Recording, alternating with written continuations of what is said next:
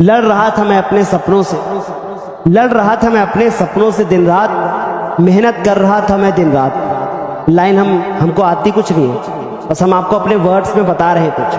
लड़ रहा था मैं अपने सपनों से दिन रात, मेहनत कर रहा था मैं दिन रात। मेरे सपने भी सच होंगे उस दिन, जिस दिन आएगा रिजल्ट और हमारे ओठों पे होगा, हमारे माँ बाप के आंखों में होगा वो खुशी का राज, जो कि खुशी का राज हमारा क्या होगा, हमारी मार्कशीट होगी। सोचो कि अगर तुम 4 दिन मेहनत कर लोगे तो 4 दिन की मेहनत के बाद तुम्हारी मेहनत फिर दोबारा 4 दिन के बाद तुम पढ़ोगे भी तो कोई इसका मतलब नहीं है। सिर्फ 4 दिन बचे हुए, 7 आज निकल गई, 8, 9, 10, 4 भी दिन नहीं बचे, 8, 9, 10, सिर्फ 3 दिन की मेहनत बची है।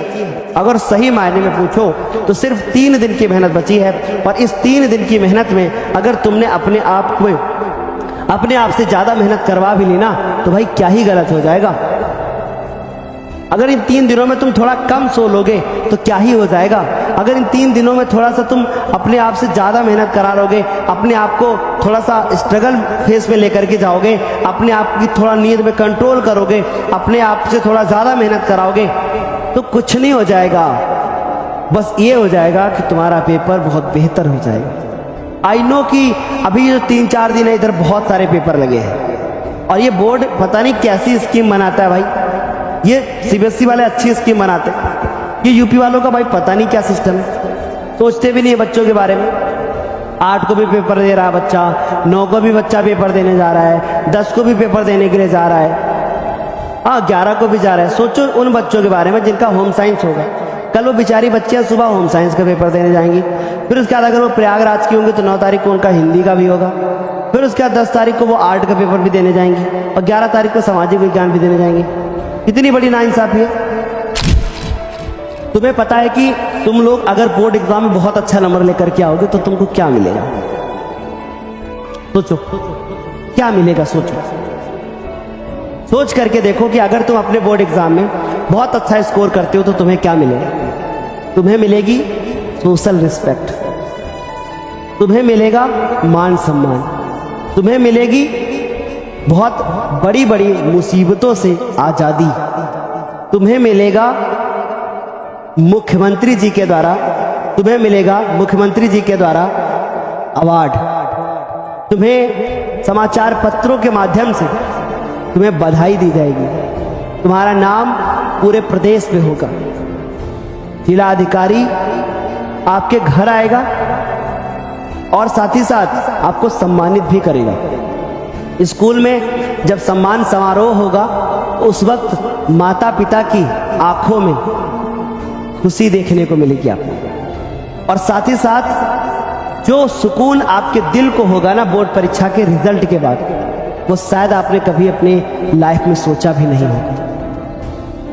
सर्च करके देखना एक बार YouTube के ऊपर कि जब टॉपर बनता है तो उसको किस प्रकार से सम्मानित किया जाता है। पूरी मीडिया उसके घर पहुंचती है, पूरी मीडिया। हम जैसे टीचर्स को बस इस बात से सुकून मिलता है कि हमारा बच्चा अच्छा नंबर लेकर के आया है।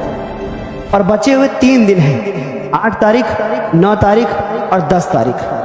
इन 3 दिनों में तुम अपने आप से जितनी मेहनत करवा सकते हो करवा लो। चौथे दिन पेपर दे के आना और फिर जो तुमको सुकून मिलेगा वो सुकून तुमको ऐसा मिलेगा कि तुमने जग जीत लिया है। हमको भी मिलेगा क्योंकि हमने भी मेहनत करी ना आपके साथ साथ, और तुम्हें भी मिलेगा।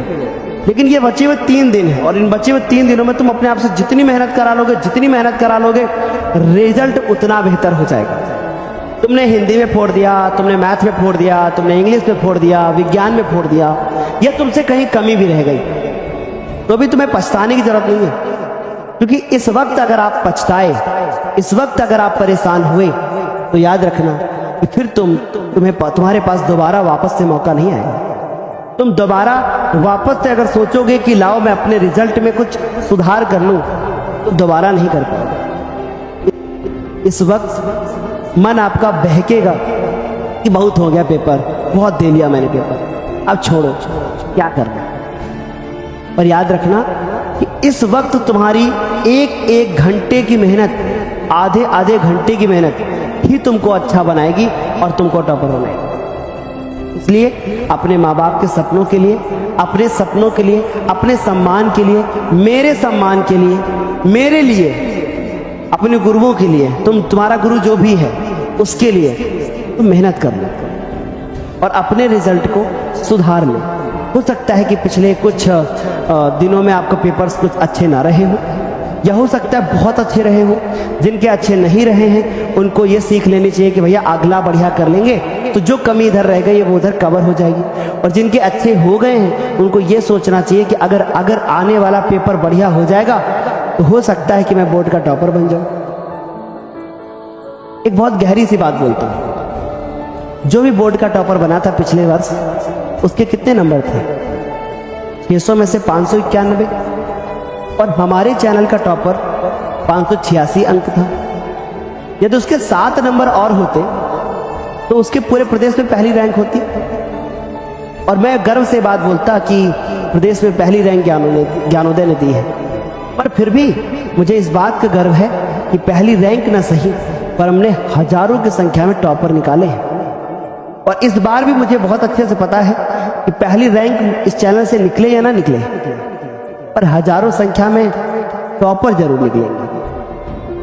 और जब हजारों संख्या में टॉपर निकलेंगे ना तो तब मेरे दिल को सुकून मिलेगा। एक टॉपर निकल जाने से मेरे दिल को सुकून नहीं मिलेगा। मेरे दिल को सुकून तब मिलेगा जब इस चैनल से पढ़ने वाला हर बच्चा, हजारों लाखों की संख्या में बच्चे अपने सपनों को पूरा करेंगे। मैंने अपने दिल की बात तुमसे कही है और मैं बचे हुए 3 दिनों में मेहनत करने के लिए तैयार हूँ। मैं अभी भी चाहूँ तो ये पूरे जो क्वेश्चन मैं आपको दिखा रहा था वो मैं पूरा कर देता, या मैं बोल देता बस इतने ही क्वेश्चन है। पर मैंने इसलिए दिखाया ताकि आपको ये एहसास हो कि मैं हर चीज़ लेकर के आया था, लेकिन मेरे बच्चों को तकलीफ हो रही थी क्योंकि वो परेशान हो रहे थे। तो मैंने पोल करवाई, 80-85% बच्चों ने कहा कि सर बाद में करवा देना क्वेश्चन, तो बाद में करवा देंगे, पर हम करवा देंगे। अलग से थंबनेल आएगी कि सामाजिक विज्ञान के सब्जेक्टिव प्रश्न, वो भी इतिहास के, तो उसमें मैं इतिहास के कराऊंगा, है ना। तो अगर उसमें ना भी लिखा हो ना सब्जेक्टिव पे, तब भी समझ जाना कि सर उस पर वो क्वेश्चन कराएंगे जो क्वेश्चन नहीं कराए हैं, ठीक है।